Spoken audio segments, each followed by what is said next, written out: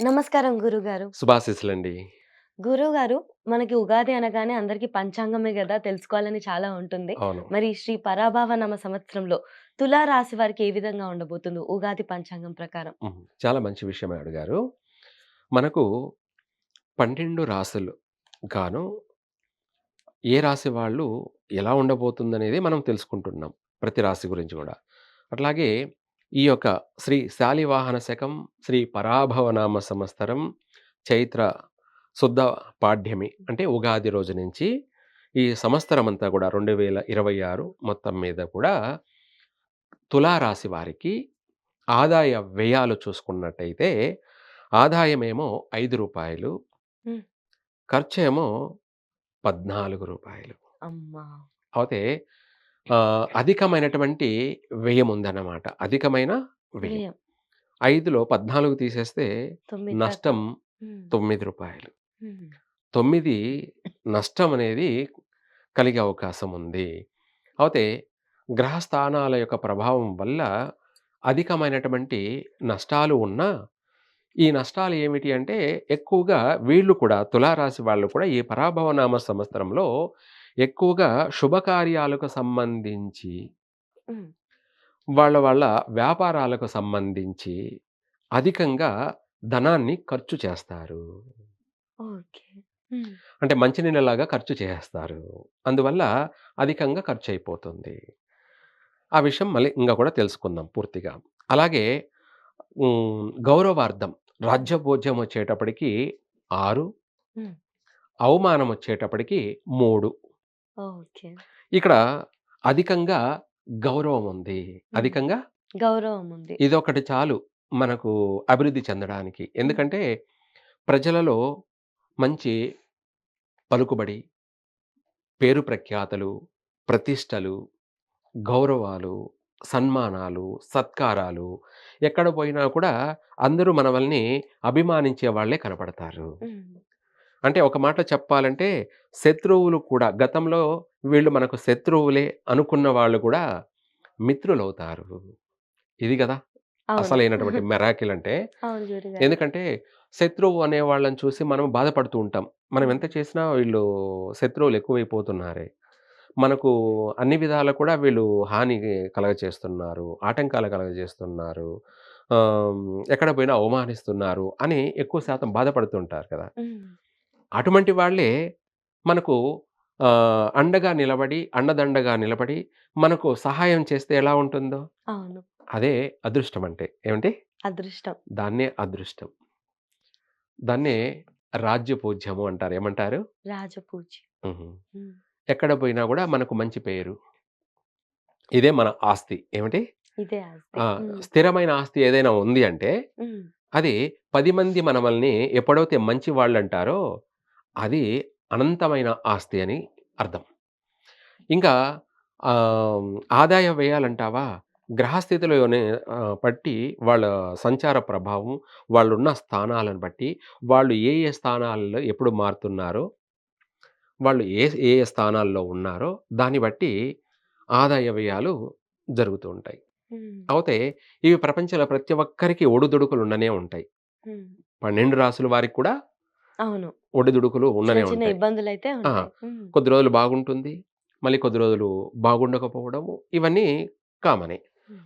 కాపోతే ఇక్కడ మనము గ్రహస్థితిని చూసుకుంటున్నట్టయితే వీళ్ళకు శని అనుకూల స్థానం అనుకూలంగా ఉండడం వల్ల ప్రస్తుతమైతే గురువు యొక్క ప్రభావం భాగ్యస్థానంలో ఉండడం వల్ల తర్వాత తదుపరి 1000 స్థానానికి మారుతూ ఉన్నాడు కాబట్టి, వీళ్ళ ప్రభావం చూసుకున్నట్టయితే ఆహ్, తులా రాశి వాళ్ళకి కూడా గృహయోగం ఉంది. హ్మ్. ఎక్కువ శాతం గృహయోగం అధికంగా అందరికీ కూడా ఉన్నాయి. హ్మ్. గృహయోగం ఉంది. ఇల్లు కొనడము, లేదంటే ఇల్లు మారడము కలిసొచ్చే అంశాలే.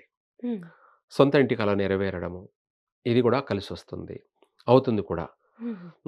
అలాగే మామూలుగా చాలామంది ప్రయత్నాలు చేస్తూ ఉంటారు. ఏమని? ఇల్లు కొనాలి, ఇల్లు కొనాలి అని ప్రయత్నాలు చేస్తూ తిరుగుతూ ఉంటారు. కొంతమందికి డబ్బులు చేతిలో ఉండి అనుకున్నది జరగదు. అవును. హ్మ్.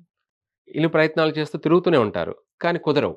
సక్సెస్ అవ్వదు. ఆ! హ్మ్. అలాగే ఆహ్, లేకపోయినా గూడా అదే ఒట్టి చేతులతో మోరేయడం అని అంటారనమాట. హ్మ్. లేకపోయినా ప్రయత్నం అప్రయత్న లాభం అంటారు దీన్ని. అనుకోకుండా, ఊహించకుండా కలిసి రావడం అంటారనమాట. దానికి గాను వీళ్ళు వీళ్ళ దగ్గరున్న సొమ్మేమో తక్కువ. ఇల్లేమో ఎక్కువ ఖర్చు. హ్మ్. అప్పుడేం చేస్తారంటే బ్యాంకు రుణాలను ఆశ్రయించడము. 10 మంది దగ్గర పోయి అడగడం వల్ల ఎవరు కూడా లేదనకుండా హ్మ్. ఎందుకంటే వీళ్ళ పైన గౌరవము, హ్మ్. మంచి మర్యాద అనేది ఉంది కాబట్టి ఇంప్రెషన్ ఉంది మంచిగుంటది. కాబట్టి అందరూ కూడా సాయం చేస్తారు. హ్మ్. అయితే ఆ సొమ్ముతోనే వీళ్ళు ఇల్లు కొనడము, హ్మ్. లేదంటే వాహనం కొనడము ఇటువంటివి. ఇదే గాకుండా శుభకార్యాలు చేసుకోవడము. ఆ శుభకార్యాలకు సంబంధించి నగలు ఎక్సెట్రా ఈ వస్తువులు అన్నీ కూడా కొనడము. ఈ విధంగా అధికమైనటువంటి ధనం ఖర్చు చేస్తారు. హ్మ్. మంచినీళ్ళలాగా ఖర్చు చేస్తారు. హ్మ్. ఎక్కువగా చెప్పాలంటే ఆడంబరాలకి, హ్మ్. విందులు, వినోదాలకి సంబంధించి ఎంతైనా ఖర్చు చేసి అనుకున్నది అనుభవిస్తారు.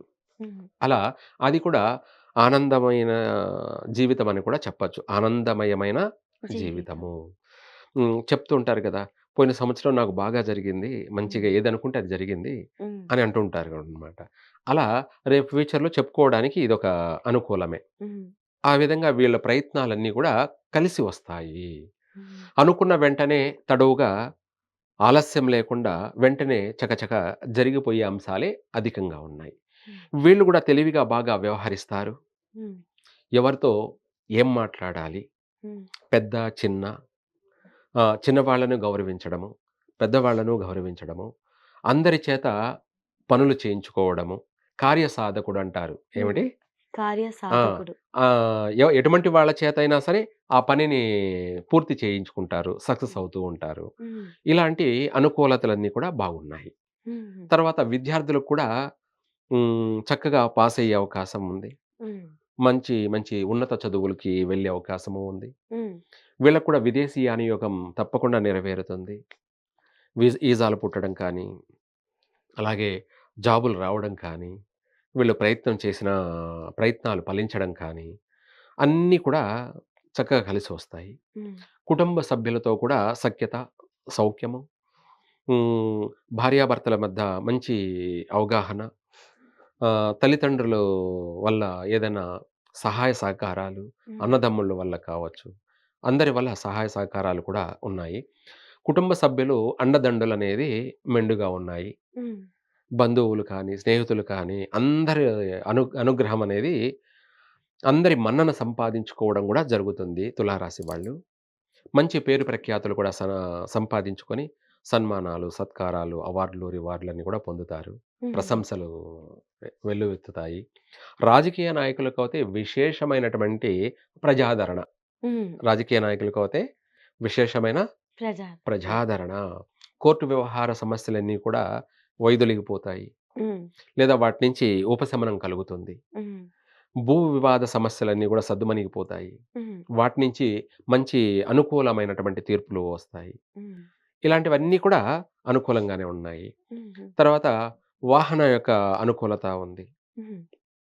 చెప్పుకుంటూ పోతే ఈ పరాభవనామ సంవత్సరం తులా రాశి వారికి అనేక విధాల కూడా అనుకూలమే ఉంది. వివాహ విషయంలో కూడా గదా అవును. గురుగారు? హ్మ్. వివాహ విషయంలో మరి అనుకున్న వెంటనే కూడా హ్మ్. ఆహ్, సంబంధాలు కుదిరిపోవడం. హుహు. ఎందుకంటే ఎక్కడ పోయినా గూడా వీళ్ళ మాటకి తిరుగుండదనమాట. వీళ్ళు ఏది మాట్లాడినా హ్మ్. దానికి విలువ పెరుగుతుంది. ఆ హ్మ్. మాటకు విలువ పెరుగుతుంది. కాబట్టి సంబంధాలనేది ఆటోమేటిక్‌గానే కుదురుతాయి. హ్మ్.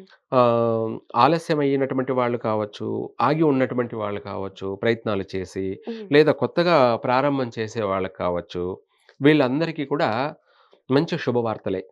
హ్మ్.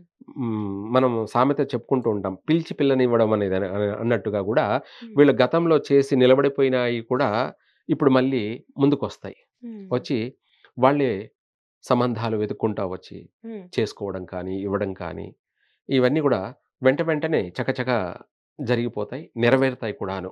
హుహు. ఒక మాటలో చెప్పాలంటే తులా రాశి వారికి అనేక విధాల కూడా అనుకూలమైనటువంటి వాతావరణాలు ఎక్కువగానే ఉన్నాయి.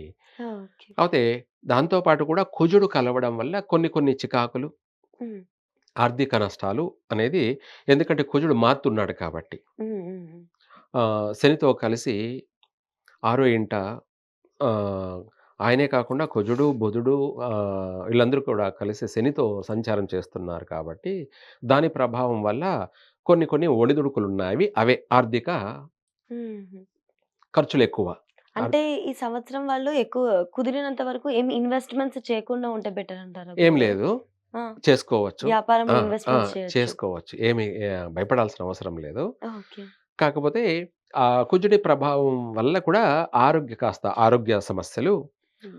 వీళ్ళకి కూడా వాహన ప్రమాదాలు, హుహు. కొన్ని కొన్ని ఆరోగ్య సమస్యలు తలెత్తే అవకాశం ఉంది. సంతాన విషయంలో కూడా కాస్త సమస్యలొచ్చే అవకాశం ఉంది. హ్మ్. కాబట్టి దానికి సంబంధించి వీళ్ళేదైనా పరిహారం చేసుకోవడం చాలా మంచిది. ఆ హ్మ్. పరిహారం ఏమిటి అంటే ఓం మంత్రం కూడా చెప్పుకుందాం. అవునండి. దానికి మంచి మంత్రము. హ్మ్. ఆ మంత్రం కూడా ఏమిటంటే ఓం కంబలాయ విద్మహే వనస్పతాధిపతియో ధీమహి తన్నో విశ్వకర్మ ప్రచోదయాత్ స్వాహ. ఏమిటి అంటే నన్ను, నా జీవితాన్ని అందంగా రాయి, అందంగా మార్చెయ్యి అని అర్థం. హ్మ్. అంటే నా తలరాత, హ్మ్. నా జీవితము అందంగా ఉండాలి అని మనం ఆయనకు తెలియచేయడం. ఓకే. అందంగా అంటే అన్ని విధాల. అందం అంటే అనుకూలంగా. రూపమే కాదు. హ్మ్. అన్ని విధాల, సర్వ విధాల. హ్మ్. ఆర్థిక పరంగా, ఆరోగ్యపరంగా హ్మ్. ఇవే గాకుండా అనేక విధాల కూడా నా జీవితం 3 పూలు 6 కాయల్లా కొనసాగాలి. హ్మ్. ఒక మాటలో చెప్పాలంటే మహర్జాతకుడిని, అదృష్టవంతుడిని చెయ్యి అని చెప్పి ఈ యొక్క మంత్ర అర్థము. మన రూపము, హ్మ్. మన యొక్క ఆరోగ్యము, మన ఆయుష్షు, మన యొక్క అభివృద్ధి, మన మన యొక్క ఆర్థిక స్థితిగతులు అన్ని విధాలు కూడా బాగుండడం కోసమే ఈ మంత్రాన్ని పఠించడం. హ్మ్. ఇంకా కూడా మనం వాళ్ళ జన్మరాహిత్య అంటే వాళ్ళు పుట్టిన సమయ ప్రకారంగా ఎక్కువగా నష్టాలు, ఎక్కువగా పెద్ద పెద్ద సమస్యలతో ఉన్నటువంటి వాళ్ళు ఆహ్, వీలైనంత వరకు కూడా నవనాగ శాంతి. ఏమిటి? నవనాగ నవనాగ శాంతి. శాంతి. అన్ని విధాల బాగుండడం కోసం. హ్మ్. చదువు ప్రకారంగా, ఉద్యోగ ప్రకారంగా, వ్యాపార ప్రకారంగా, సంతాన ప్రకారంగా, ఆరోగ్య ప్రకారంగా, ఆయుష్ ప్రకారంగా అన్ని విధాల కూడా వీళ్ళు అనుకున్నది పూర్తిగా నెరవేరడానికి, సక్సెస్ కావడానికి, గతంలో నష్టపోయినటువంటి నష్టాలని మళ్ళీ తిరిగి మనం వాటన్నిటి నుంచి పూడ్చుకుంటూ వాటి నుంచి అధిగమించి బయటపడడానికి, హ్మ్. భారీ నష్టాల నుంచి కూడా మనం రికవరీ కావడానికి ఈ యొక్క పూర్తిగా సర్పశాంతి చేసినట్టయితే తులారాశి వారికి సర్వ విధాలా కూడా కలిసి వస్తుంది. హ్మ్. మంచి సంతాన భాగ్యము, ఆరోగ్య లాభము, అలాగే వాహన వస్తు లాభాలు, హ్మ్. వివాహ యోగము, అలాగే విదేశీయాన యోగము, అలాగే అక్కడ స్థిరపడడము. ఆ స్థిరపడడం కూడా ఏంటి? స్థిర చరాస్తులు అక్కడ గూడా వీళ్ళు ఆస్తిపాస్తులను హ్మ్. కూడబెట్టుకోవడము. ఇటువంటివి అనేకమైనటువంటి వాతావరణం అనుకూలం పొందడానికి ఈ విధమైనటువంటి పరిహారం చేసుకున్నట్టయితే చక్కగా కలిసి వస్తుంది. హ్మ్. తర్వాత గూడా వీళ్ళు నిత్యం వీలైనంత వరకు తులారాశి వాళ్ళందరూ కూడా గణపతిని దర్శనం చేసుకోవడం. హుహు. నిత్యము గణపతిని ఆరాధించడము, గణపతిని పూజించడము, హ్మ్. ఆహ్, గణపతి దేవాలయానికి వెళ్ళి ప్రదక్షిణలు చేసి రావడము. హ్మ్. ఇలాంటివన్నీ గూడా చేస్తూ ఉంటే ఇంకా కూడా ప్రశాంతంగా, మనశ్శాంతిగా అభివృద్ధి చెందుతారు. హుహు. ఈ సంవత్సరం వీళ్ళు గణపతి దేవుణ్ణి ఎక్కువగా ఆరాధిస్తే బావుంటుంది అవును. వాళ్ళకి. అన్ని ఆటంకాలు కూడా వైదొలిగిపోతూ ఉంటాయి. హుహు. గురుగారు ఈ రాశి ప్రకారంగా చూస్తే వాళ్ళకు ఏ రత్నం బావుంటుంది? అలాగే కలిసొచ్చే వర్ణం కూడా ఏంటి? చాలా మంచి విషయం అడిగారు. ఈ యొక్క తులా రాశి వాళ్ళకి కూడా తెలుపు వర్ణము, హ్మ్. అలాగే ఎరుపు వర్ణం కూడాను, దీంతో పాటు ఆరెంజ్ వర్ణము, హుహు. ఇవే గాకుండా ఈళ్ళకు గూడా యెల్లో, బ్లూ ఇవి బాగా కలిసి వస్తాయి. సిల్వరు హ్మ్. ఎక్కువగా సిల్వరు. ఇవన్నీ గూడా ఈ రాశి వాళ్ళకి బాగా కలిసి వస్తాయి. హ్మ్. హ్మ్. దాంతో పాటు ఇంకా కూడా వీళ్ళు ఏదైనా సరే ఆహ్, తూర్పు దిశగా పయనించినట్టయితే గూడా ఎటువంటి కార్యమైనా గూడా నెరవేరుతుంది. ఇంట్లో హుహు. నుంచి బయటికి వెళ్తున్నారంటే తూర్పు దిశగా వెళ్లారంటే సక్సెస్ అవుతూ ఉంటారు. హ్మ్. ఓకే గురుగారు. చక్కగా వీళ్ళు గణపతి ఆరాధన చేసుకుంటూ మీరు చెప్పిన మరీ సమస్యలెక్కువవుతున్నాయన్నప్పుడు అనుభవం ఉన్న గురువు ద్వారా ఇటువంటి హోమాలు చక్కగా చేసుకుంటే అంతా బావుంటుంది. బాగుంటుంది. ధన్యవాదాలు గురుగారు. సర్వే జన సుఖినో భవంతు.